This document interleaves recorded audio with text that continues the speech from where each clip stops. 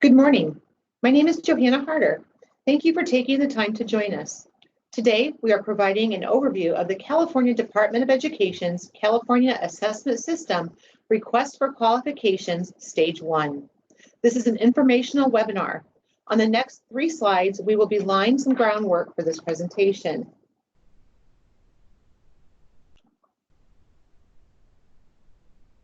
The information in this presentation is accurate as of April 23rd, 2020.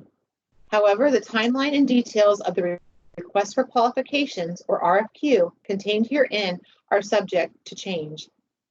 Any updates to the timeline or the RFQ will be posted on the California Assessment System Request for Qualifications Stage 1 webpage at the link on the screen. We urge potential applicants to refer to the RFQ itself when preparing applications and not rely solely on the information in this presentation.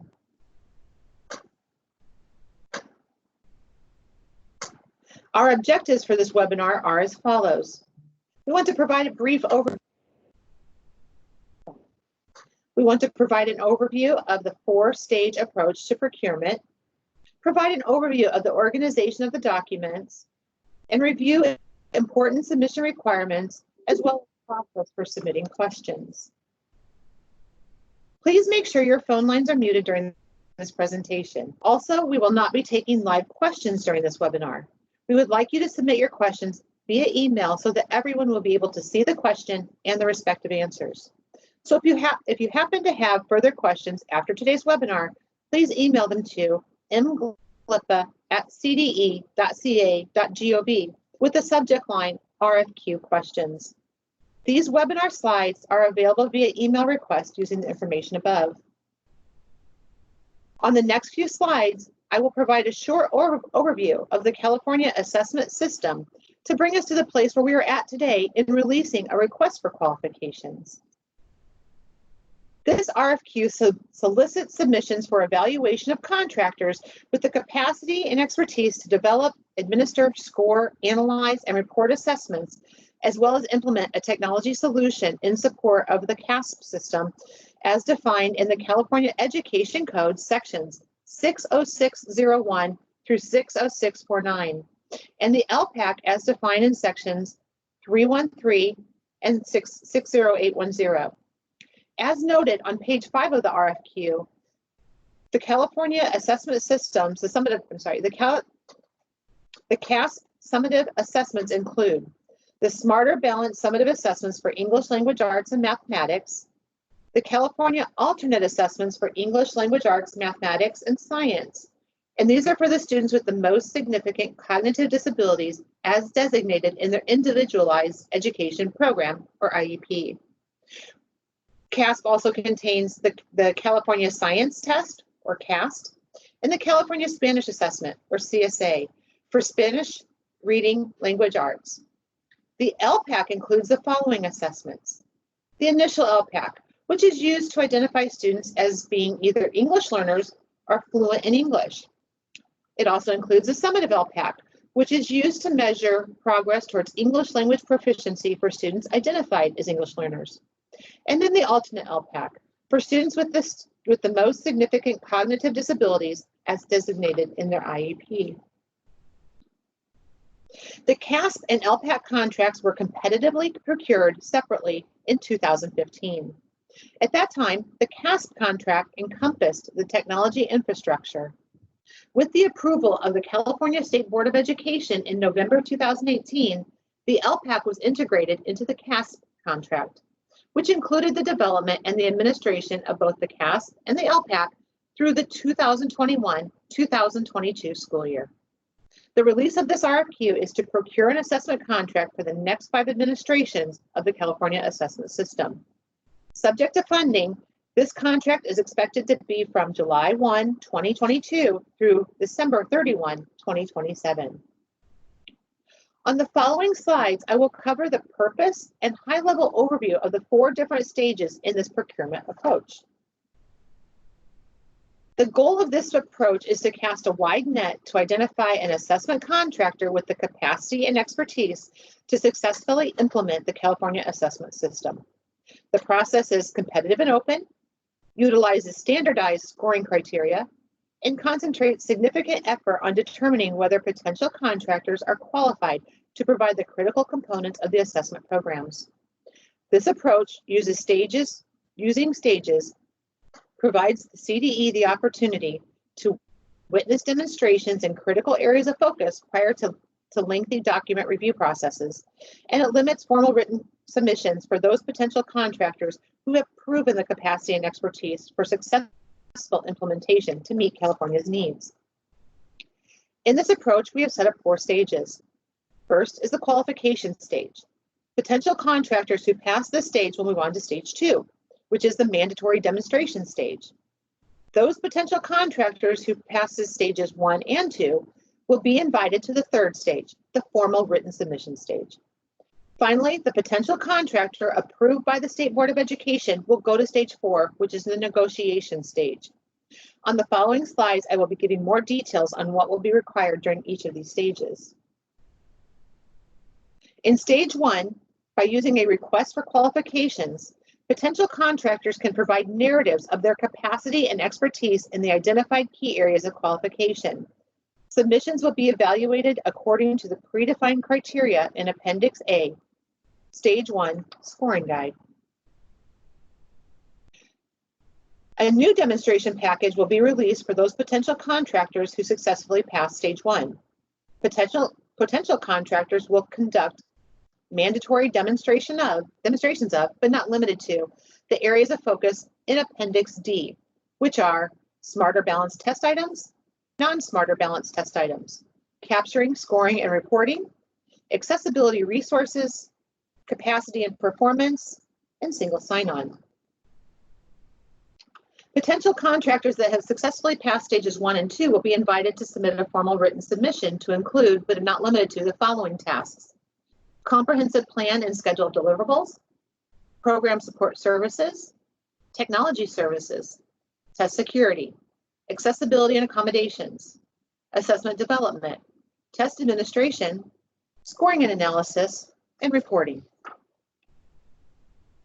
With the State Board of Education approval, the CDE, the State Board of Education staff, and the Department of Finance will enter into negotiations with the contractor demonstrating the capacity and expertise to provide the critical areas of need for the California assessment system. The SBE will make the final determination on how the contract will be awarded. Now I will transition to the organization of the posted documents for this request for qualifications. This is the RFQ landing page that we have posted on the California Department of Education's webpage. The link to the page is at the bottom of the screen. The RFQ is the document that outlines stage 1 of the 4-stage procurement process. Contained in the document are the information and instructions for the RFQ.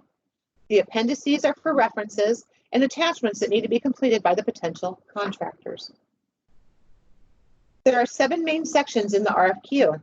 They are the purpose, the background, procurement approach, general submission information, the request for qualification stage 1 submission specifications, evaluation process for stage 1, and the qualifications, which are scored. There are 5 appendices in the RFQ. Appendix A is the scoring guide that outlines the scoring criteria to be used in the evaluation of submissions for stage 1. Appendix B is a glossary that defines key terms used in the document. Appendix C is a checklist to aid contractors in the completion of the RFQ and does not need to be submitted with your submission. Appendix D outlines the areas that will be of importance for demonstrations in stage 2. And finally, Appendix E outlines an example scope of work that will be required for the contract. There are 20 attachments, as you saw on the landing page for this RFQ. Attachments 1 through 8 are contractual documents. Attachments 9 through 18 are qualification attachments. Attachments 19 and 20 are conditional attachments, but they are not required to be included in the stage 1 submission, but you may choose to submit them with your own stage 1 submission. Not submitting attachments 19 and 20 at this time will in no way affect scoring for stage 1. However, the attachments must be completed by the contractor upon award of the contract. Thanks, Johanna, for giving a great overview of the procurement process and the RFQ document. My name is Alex Mose, and I will discuss in more detail the steps and requirements of stage 1.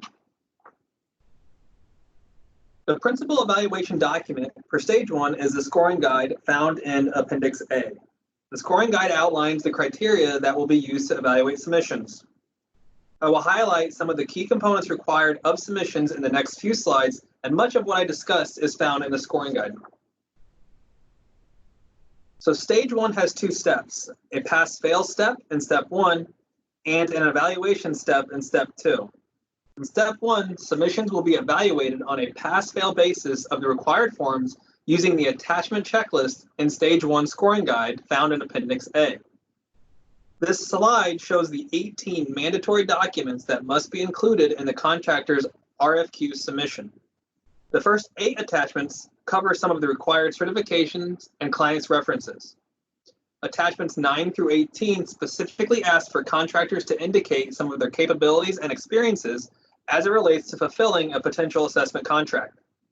These include things like capabilities to deliver computer-based adaptive assessments, scoring and reporting of test results, supporting and rendering specific item types, and the ability to provide embedded accessibility resources.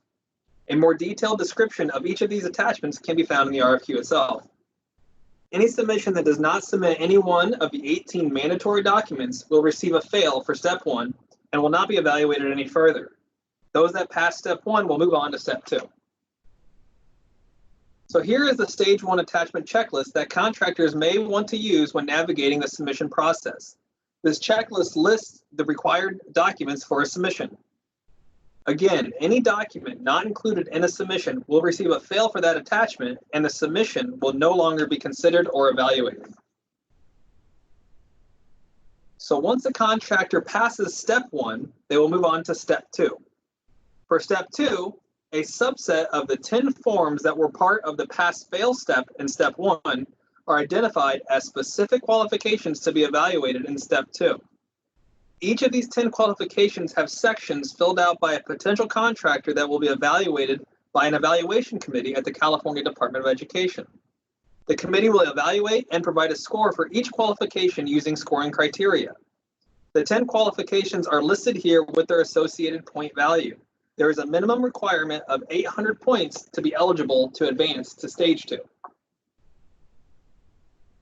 This is the evaluation rubric that will be used by the evaluation committee to score qualifications.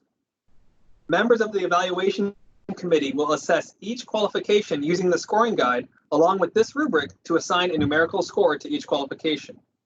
Then the committee discusses scores and will arrive at a consensus score decided on by the entire committee for each qualification. These consensus scores for each qualification will be summed. Submissions that earn 800 points or above will be invited to participate in stage 2 of the procurement process. Submissions earning less than 800 points in step 2 will no longer be considered. Contractors interested in submission must complete the intent to submit form by May 15th, 2020. Please email the intent to submit form, which is attachment 1, to Michelle Glippa, an analyst in the assessment division at the California Department of Education. Her email is provided in the RFQ and is on the final slide of this deck. So here is a high-level timeline of the entire procurement process. Please keep in mind that, as detailed in Table 1, Schedule of Events, that is on page 10 of the RFQ, any questions need to be submitted by April 30th, 2020 by 5 p.m. Pacific Standard Time. These questions submitted and the answers provided by the California Department of Education will be posted on the RFQ landing page on May 7th, 2020. The deadline for final submissions for stage 1 will be June 11th, and evaluations will occur sometime in June, July. In conclusion, this procurement process allows the CDE to negotiate an assessment contract with a potential contractor that has the capacity and expertise to successfully implement the California assessment system. Thank you, and please submit your questions to Michelle Glippa by April 30th at 5 p.m.